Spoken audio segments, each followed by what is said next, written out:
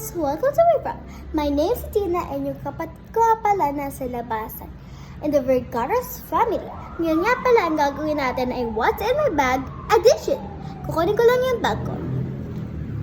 Ito pala yung bag ko sa school. Grade 3 na pala ako.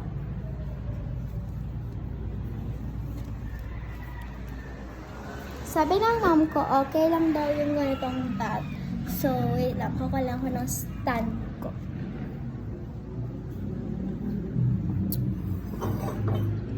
Ayan guys. Dito. Ayan.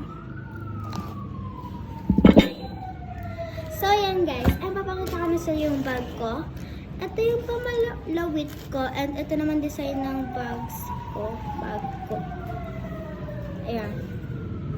Sa likod, wala na yan. Ito pala, unang laman ng bag ko is hindi dapat mawawala kasi itatago. Ito guys, nagbabasa naman ako sa bahay namin. Tapos dito ako na ilalagay. Tapos naman, ito yung pusa ko, hindi din ito mawawala kasi wala akong gagamit sa school kapag wala akong ganito. Tsaka syempre, mainit sa school natin and onti lang kasi yung electric fan namin.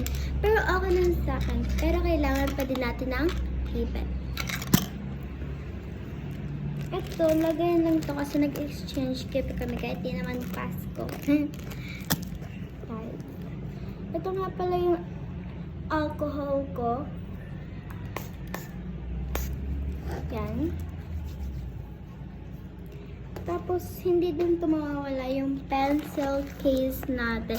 Dito yung orasan ko, yung mga correction tape ko, yung ball pen ko.